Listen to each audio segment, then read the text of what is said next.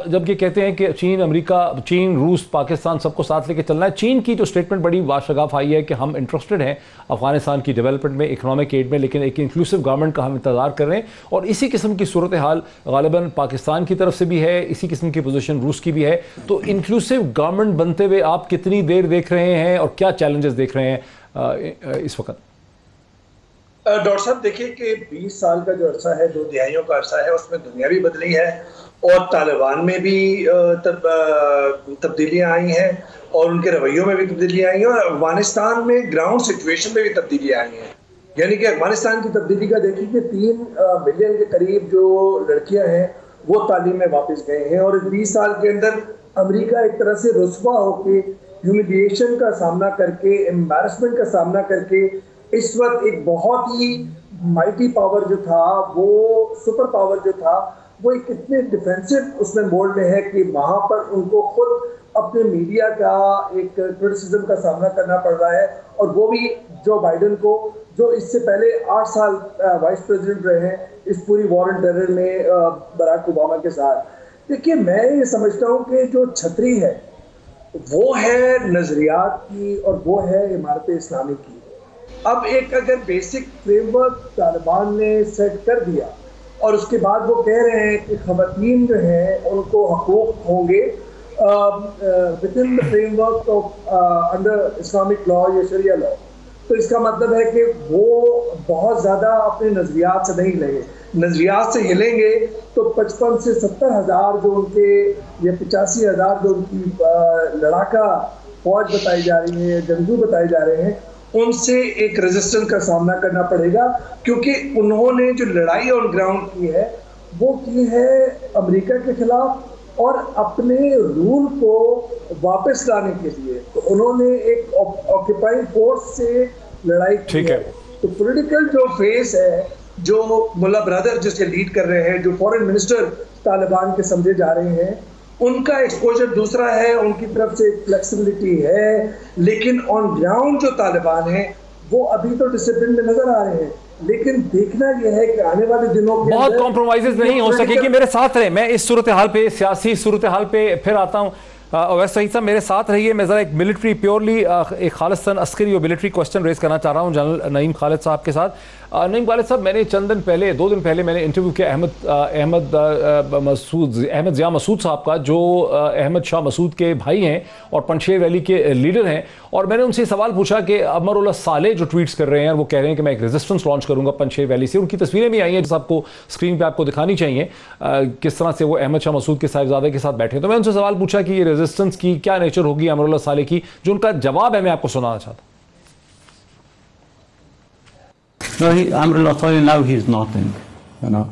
Amrullah Saleh, all the Panjshiri, they are against Amrullah Saleh. Oh, because Amrullah Saleh was very near to Ashraf Ghani, and all the time Amrullah Saleh supported Ashraf Ghani in the cost of the will of the people of Afghanistan, particularly Panjshiri people.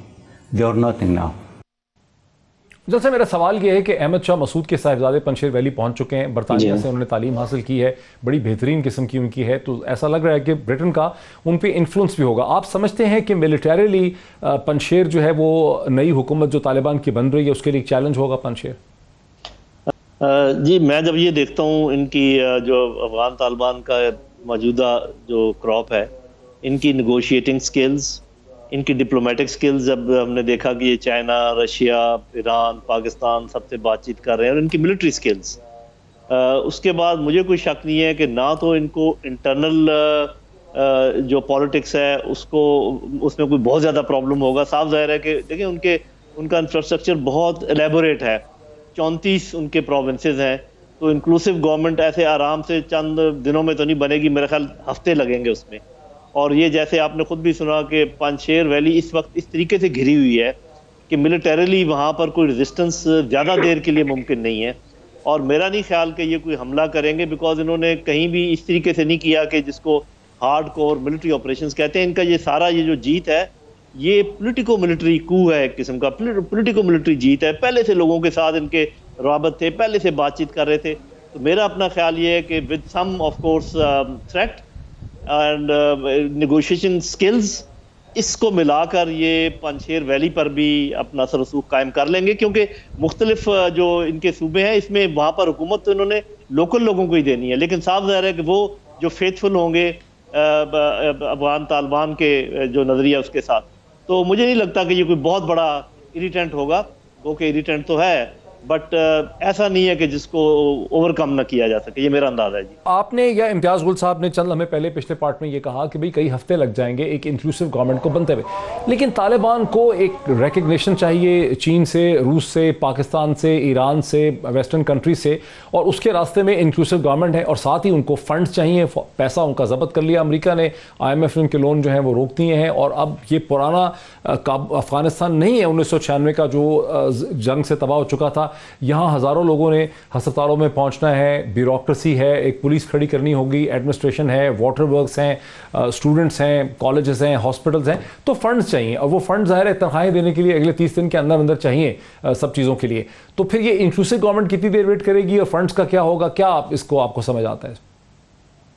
देखिए, मुझे जो समझ में आ रहा है वो ये, एक तो ये कि अमरुल्लाह सालेह और ये जो अशरफ गनी साहब हैं, ये तो इवन अफगान्स की जो आंखों में या उसमें वो भी नहीं भा रहे अब, जिस तरह वो फरार हुए हैं।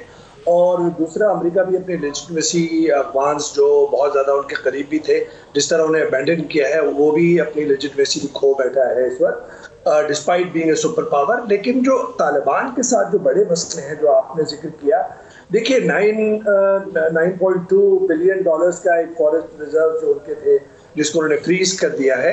तालिबान की कहीं ना कहीं अंडरस्टैंडिंग रशिया, चाइना के साथ है इस मामले पर, और चाइना और रशिया के सफारत खाने इस वक्त खुले हुए हैं, गो के दोनों ममालिक जो हैं। और लेकिन ये तो हमारी असम्पशन हो सकती है ना, बिकॉज जब तक इंक्लूसिव गवर्नमेंट नहीं बनेगी चीन पैसे नहीं देगा। देखिए, मैं समझता हूँ कि चीन के इंटरेस्ट और भी बहुत सारे हैं जिसका हम बाद में जिक्र करते हैं, लेकिन मुझे ऐसा लगता है कि कहीं ना कहीं गारंटीज के साथ ही है। ऐसा तालिबान नहीं है कि वो आके बैठ गए हैं काबुल में तना उनका डेलीगेशन किया हुआ था। तो मुझे ऐसा लगता है कि चाइना के जो वहाँ पे जियो स्ट्रेटेजिक इंटरेस्ट हैं या रशिया के जो इंटरेस्ट है कि जी उनकी सरहदें जो है वो कमजोर ना पड़े, ईरान का दाई के साथ है। अब हम और आप जब बात कर रहे हैं, मशहद के अंदर जो अनप्रेसिडेंटेड, पहले हमने देखा था ईरान एक बिटर राइवल थे अफगान तालिबान के, वो उनके साथ एक हमसाये के तौर पर एक बहुत अच्छे रवाबित है, और मेरे ख्याल में हमारी आपकी तवक्कुआत से ज्यादा अच्छे रवाबित है। तो मैं ये समझ रहा हूँ कि जितना ट्रेड रूट्स जितने उन्होंने अपने कब्जे में किए हैं और एश्योरेंसेस दी हैं, वो मेरे ख्याल में इतना बड़ा इकोनॉमिक मसला नहीं होगा जितना उनका मसला बड़ा इंक्लूसिव गवर्नमेंट का होगा, जिसका आप जिक्र कर रहे हैं, जो एक साथ जुड़े हुए हैं एक दूसरे के साथ। इंक्लूसिव गवर्नमेंट में मुझे ऐसा लगता है कि इन नजरियात के साथ, इमारत इस्लामी के नजरियात के साथ, और इस छतरी तले वही लोग आ सकते हैं, ताजिक, उज़्बेक, जिस तरह पार्लियामेंट के अंदर, ईरान पार्लियामेंट के अंदर सीस्तान के बलोच है, वो वहाँ की काउंसिल जो है वो सिलेक्ट करती है। तो मैं समझता हूँ कि ऐसा नहीं होगा कि उज़्बेक ताजिक जो है वो भेजेंगे अपने नुमाइंदे। तो it's going to be a very tricky next 4-5 weeks